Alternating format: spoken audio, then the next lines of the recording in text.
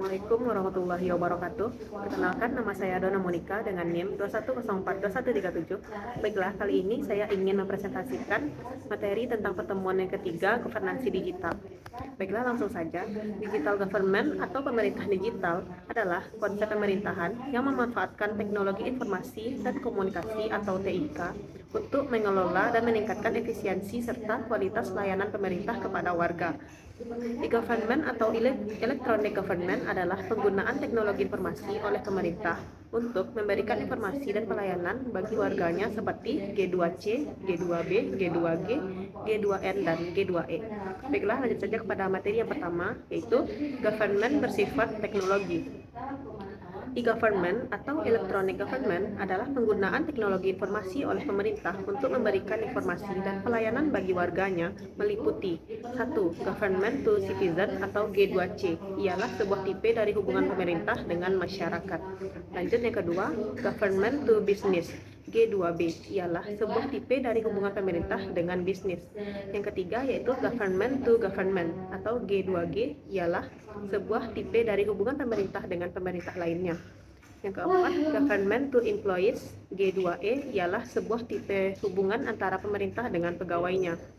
Yang kelima yaitu government to non-profit atau G2N, ialah sebuah tipe hubungan antara pemerintah dengan lembaga atau institusi non-profit seperti NGO, partai politik, dan lain-lain. Lanjut kepada materi yang kedua, yaitu hambatan utama pada e-government. Berikut ini adalah bagaimana ketiga aspek tersebut berkaitan dengan hambatan utama dalam e-governance. Yang pertama yaitu tangible challenge atau tantangan yang nyata. Ini termasuk masalah-masalah fisik yang dapat diukur dan terlihat seperti infrastruktur teknologi. Kurangnya infrastruktur teknologi yang memadai termasuk perangkat keras dan perangkat lunak yang diperlukan untuk menjalankan sistem e-governance dapat menjadi hambatan konkret dalam memberikan layanan digital kepada warga negara. Akses internet. Terbatasnya akses internet, terutama di daerah pedesaan atau terpencil, dapat menjadi hambatan nyata karena warga negara tidak dapat mengakses layanan e-governance tanpa koneksi internet yang baik. Yang kedua, yaitu intangible challenge atau tantangan yang tidak nyata. Ini melibatkan aspek-aspek yang tidak selalu dapat diukur dengan mudah, tetapi tetap mempengaruhi implementasi e-governance seperti 1. Kesadaran dan pendidikan masyarakat. Kurangnya kesadaran masyarakat tentang layanan e-governance dan keterbatasan pemahaman teknologi dapat menghambat adopsi layanan ini. Yang kedua, perubahan budaya organisasi. Perubahan budaya dalam organisasi pemerintah seperti resistensi terhadap perubahan juga dapat menjadi hambatan yang tidak selalu terlihat tapi signifikan dalam mengadopsi teknologi e-governance. Yang ketiga, very intangible challenge, tantangan yang sangat tidak nyata.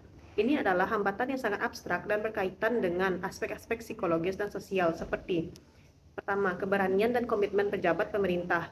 Kehendak pejabat pemerintah untuk menerapkan pelayanan berbasis digital dan bagaimana mereka menghadapi konsekuensinya, termasuk menegakkan disiplin dalam penerapan, merupakan hambatan yang sangat tidak nyata. Yang kedua, membangun knowledge society, yaitu menumbuhkan budaya pengetahuan dan pembelajaran di kalangan birokrasi dan masyarakat adalah tantangan sangat tidak nyata yang terkait dengan mengubah cara pemerintah beroperasi. Semua tantangan ini berkontribusi pada hambatan utama dalam e-governance dan mengatasinya memerlukan strategi yang komprehensif yang mencakup aspek teknis, sosial, budaya, dan organisasional untuk mencapai kesuksesan dalam implementasi pelayanan berbasis digital.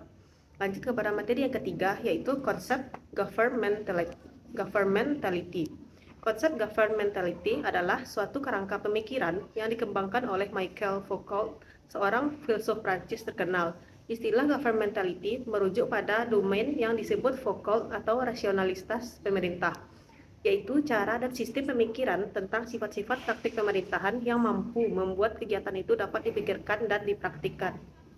Lanjut kepada materi yang keempat, yaitu tata kelola e-public.